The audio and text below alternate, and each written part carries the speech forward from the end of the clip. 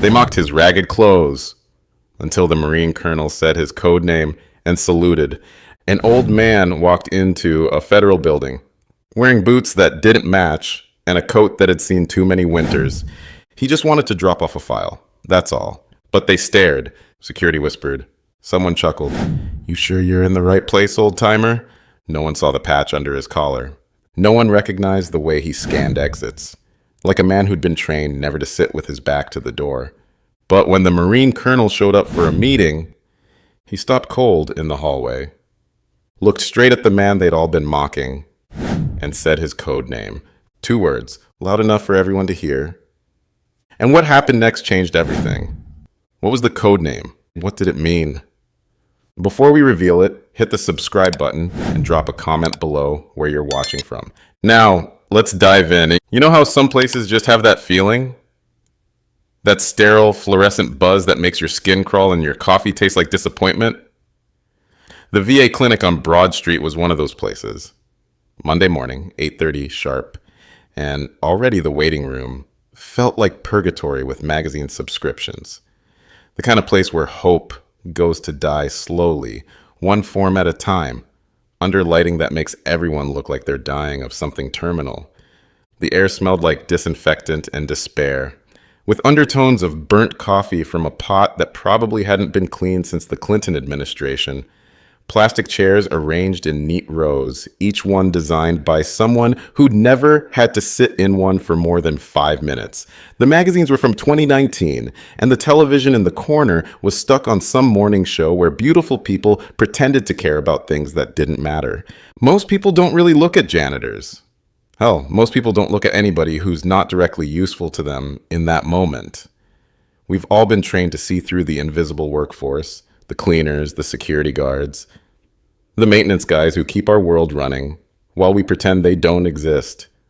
But this guy in the corner, by the vending machine with the flickering out of order sign, he was hard not to notice, even when you were trying not to. It wasn't that he was doing anything wrong. He was just sitting there, hands folded in his lap, back straight as a flagpole, staring at the beige wall like it owed him money. But it was everything else about him that made people uncomfortable. His field jacket looked like it had been through a wood chipper, left shoulder seam coming apart, sleeves faded to that particular shade of olive drab that only comes from actual wear, not fashion. His boots were mismatched laces, one black, one brown, with dried mud crusted across the toes like he'd walked through half of Tennessee to get there. The cargo pants had seen better decades, and his beard looked like he'd been trimming it with a hunting knife. But his eyes, Jesus, his eyes were sharp enough to cut glass. I wasn't there that day, but I've heard this story from 4 different people now, and they all remember the same details. The way the nurse walking by did that little nose wrinkle thing people do when they smell something they don't like. How the 2 administrative aides by the water cooler kept glancing over and whispering. "He smells like diesel and copper wire," one of them said, probably thinking she was being quiet. "Probably sleeps behind a Texaco," her colleague replied. The man didn't flinch, didn't even blink, just kept staring at that wall with the kind of patience that makes you wonder what the hell he'd been waiting for before this. Even the other veterans in the room seemed to avoid eye contact. All except one old-timer in a worn baseball cap that read, "Nom 6768. That guy kept looking over, not suspicious, just curious, like he recognized something in the way the man held himself. The receptionist, some kid barely old enough to vote, leaned over to her supervisor and stage whispered, "Is he even checked in for anything?" "I don't think so. He's just been sitting there." "Well, if he's loitering, I'm calling security."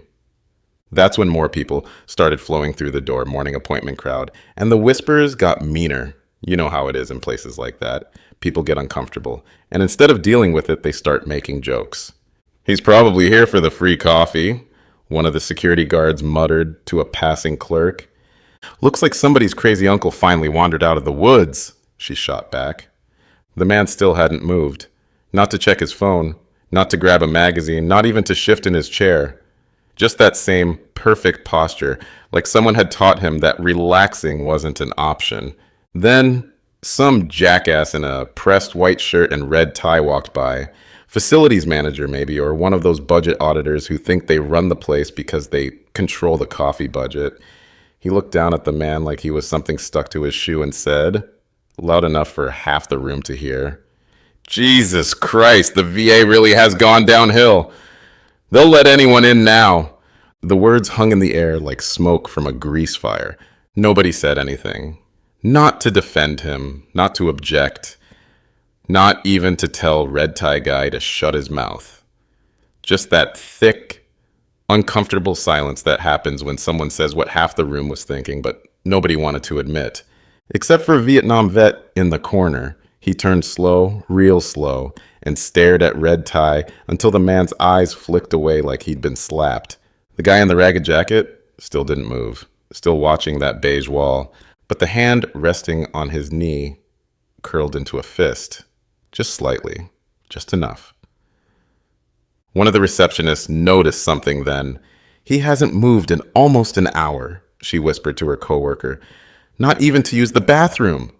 That's creepy. Should we tell someone? Too late for that conversation because the main entrance door swung open with enough force to make every head in the room turn. You could feel him before you saw him. That shift in the air when real authority walks into a room. Not management authority, not bureaucratic authority, but the kind that gets earned in places where people shoot back. Marine Colonel, late 50s, built like someone had carved him out of granite and then polished him until he gleamed. The dress blues were perfect, every ribbon in place, every crease sharp enough to shave with.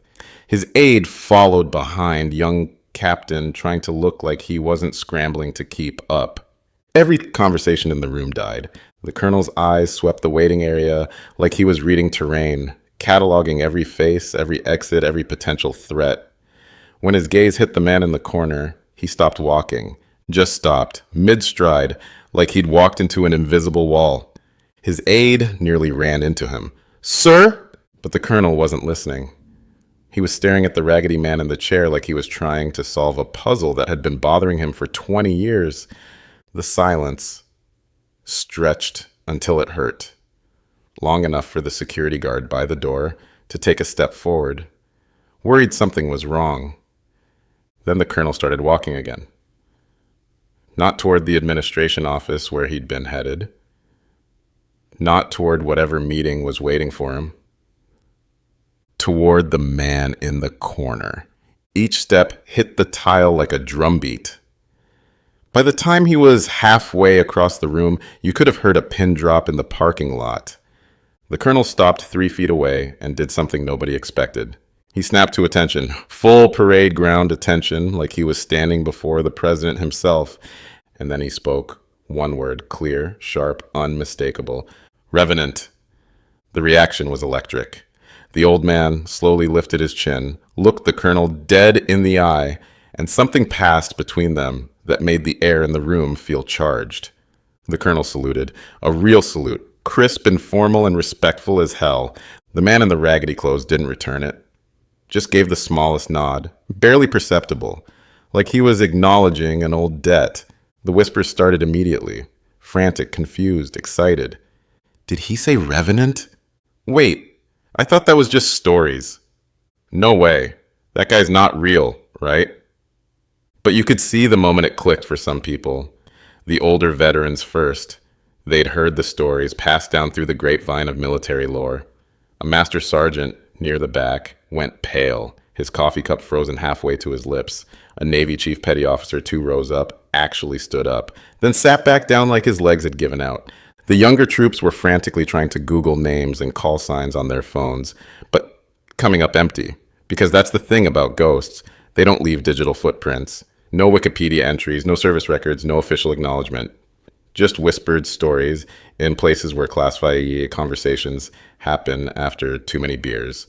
A civilian contractor in an expensive suit pulled out his phone and started typing rapidly, probably texting someone with higher clearance than his. His hands were shaking slightly, because if even half the stories were true, if this was really him, then that raggedy man in the corner had more confirmed kills than most special operations units, had completed missions that would remain classified until long after everyone in this room was dead.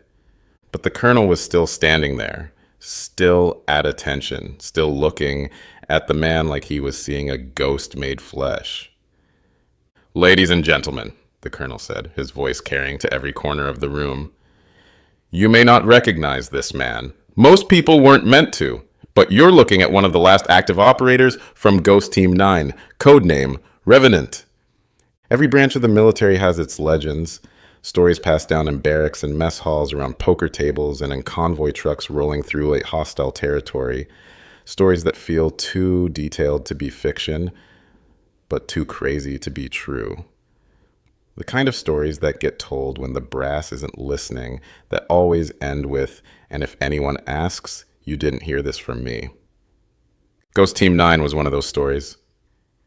They were the unit that didn't exist.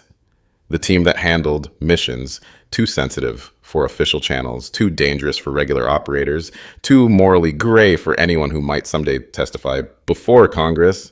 They were the men who walked into buildings full of enemies and walked out with intelligence, prisoners, or body counts, depending on what the situation required. And Revenant was the name that made even other operators go quiet when it came up. No rank, no service record, no official existence, just stories. The man who never missed a shot, never left a teammate behind, never showed up in satellite photos or surveillance footage.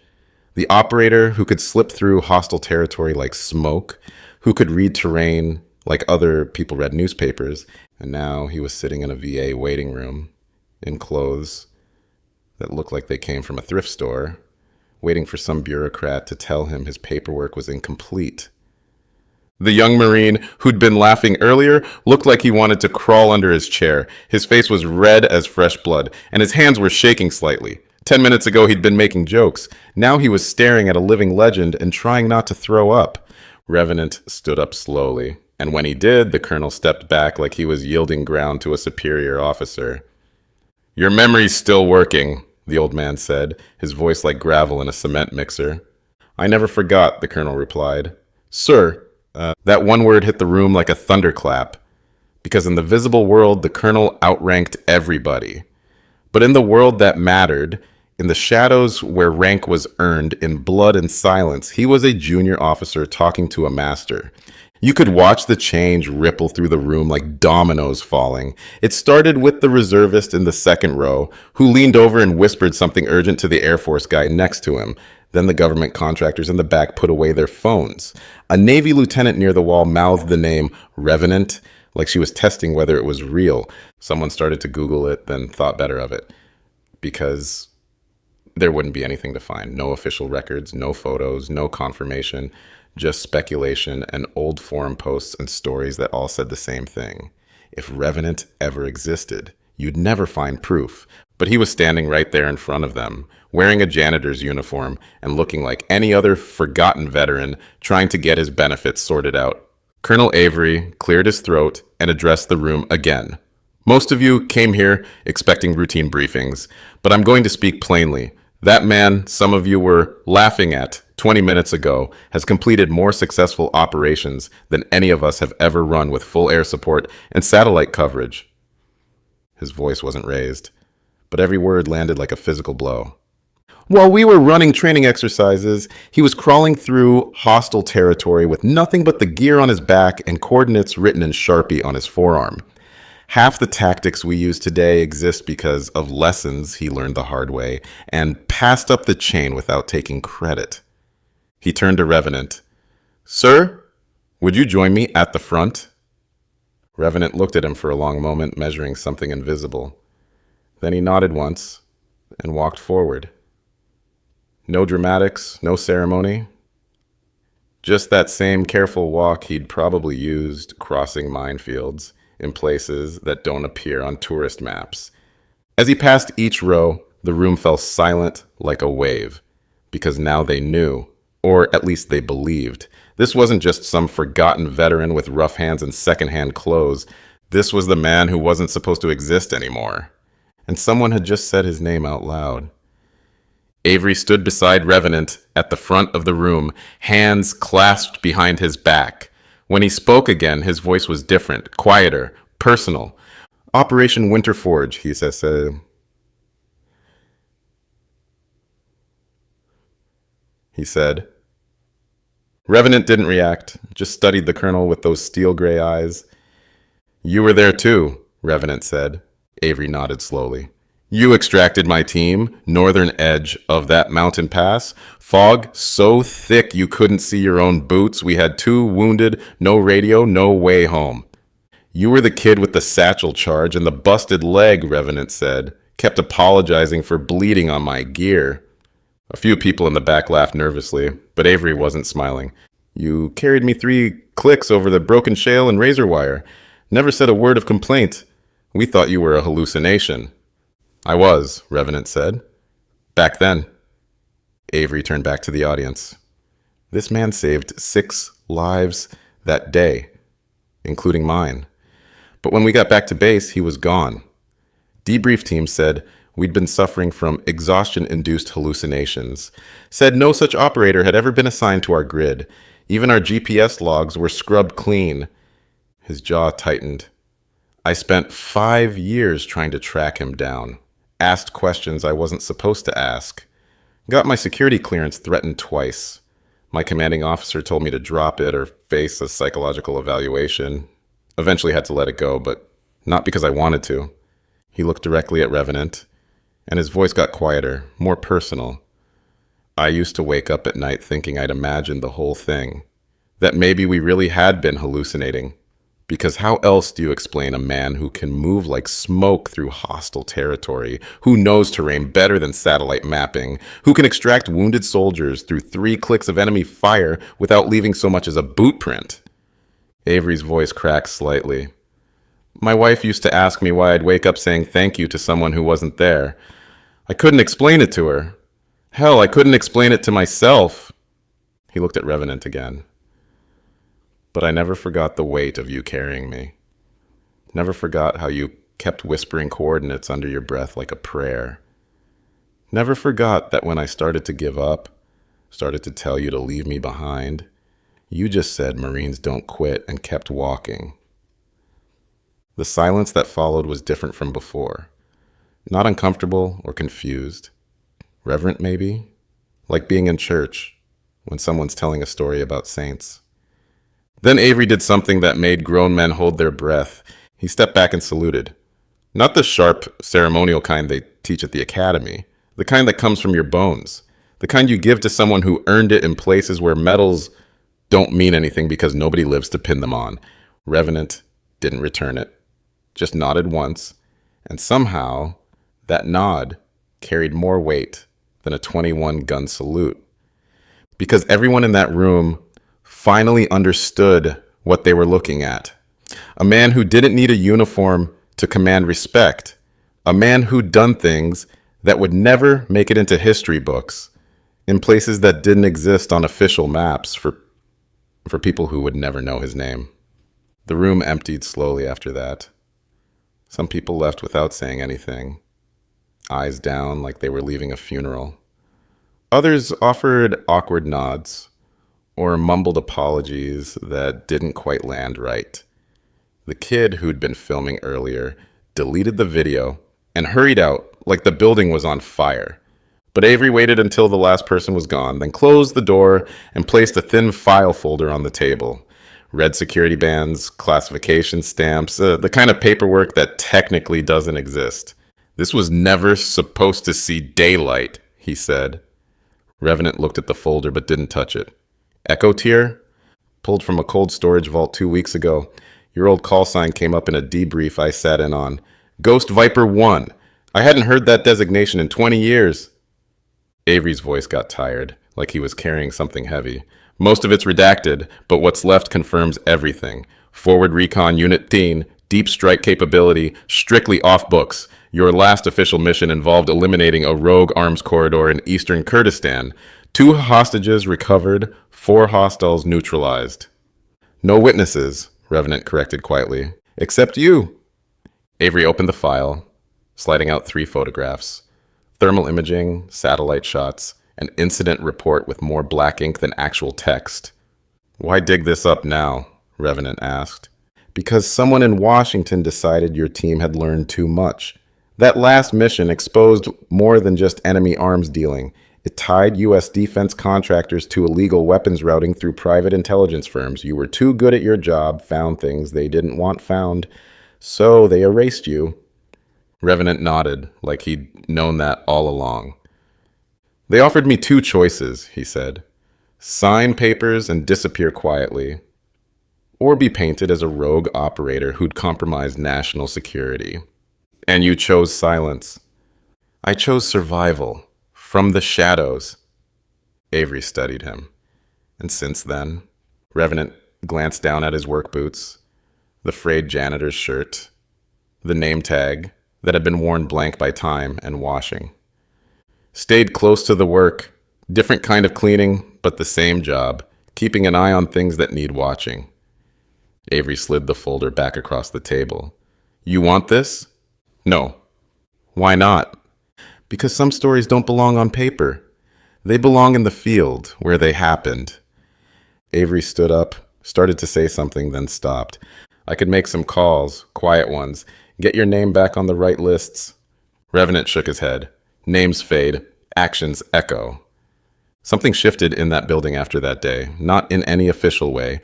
No memos went out, no policies changed, no announcements were made, but word traveled through the hallways like smoke, and with it came a new kind of awareness. The next morning, Revenant showed up at his usual time. 4:58 a.m., punched in 2 minutes early like always. But when he passed the security checkpoint, the guard looked up and nodded. Not the lazy acknowledgement you give to invisible people, but the kind of nod soldiers give each other when they know. It was subtle at first. Conversations that paused when he entered a room. Younger staff standing a little straighter when he walked by. No more snickering about his clothes or his quiet ways.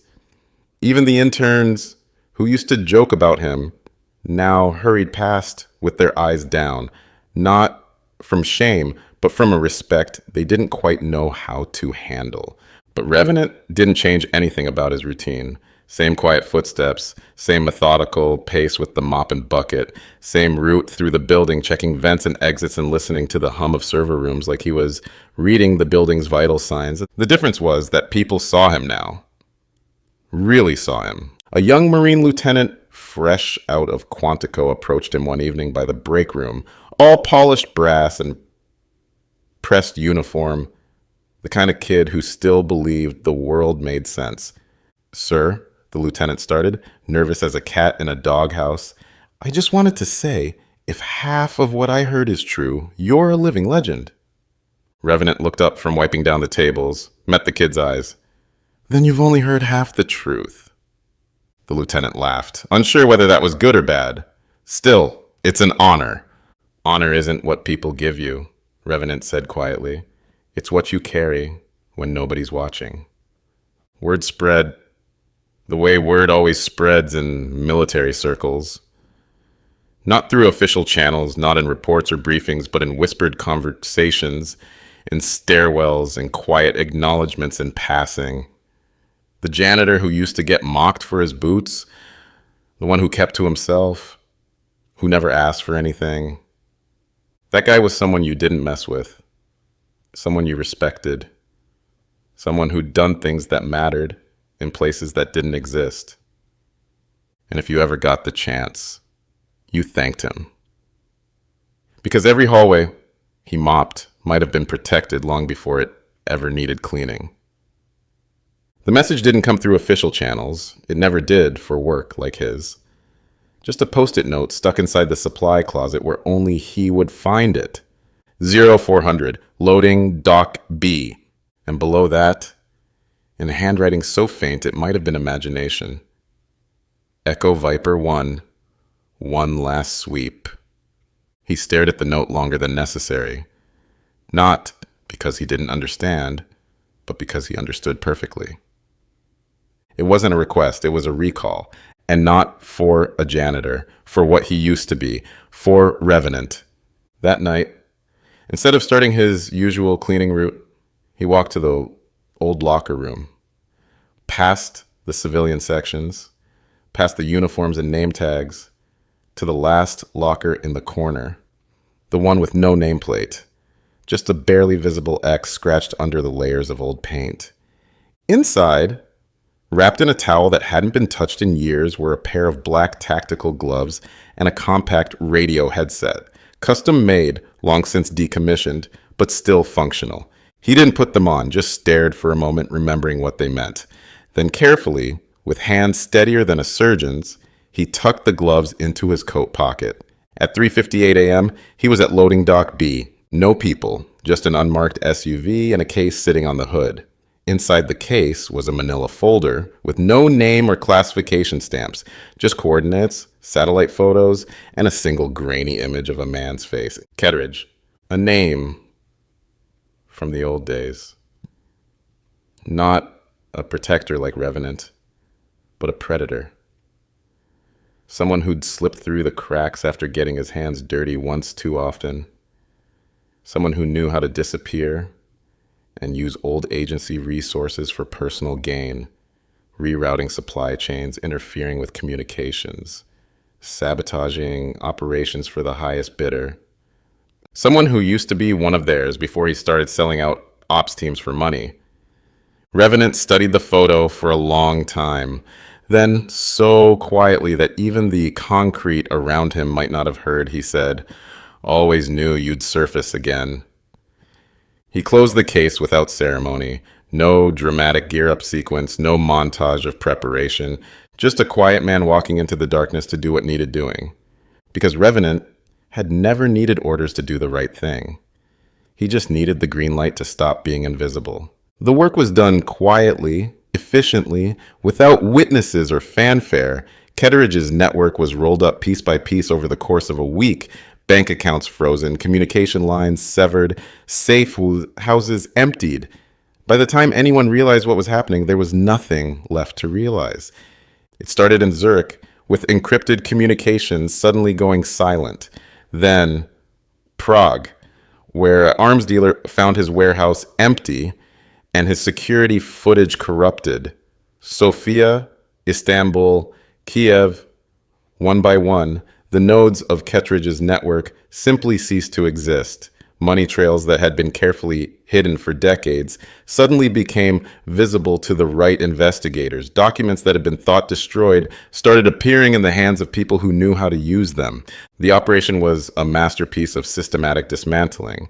No violence, no explosions, no dramatic confrontations, just the methodical removal of each component until the whole machine collapsed under its own weight.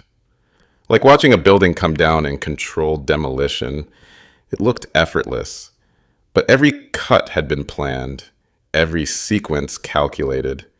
Ketteridge himself was found by federal agents in a hotel room in Prague, hands zip-tied behind his back, surrounded by evidence of 20 years of treason neatly organized in manila folders. Account numbers, communication logs, names and dates going back to operations that were supposed to have been forgotten. He was alive, conscious, and completely broken.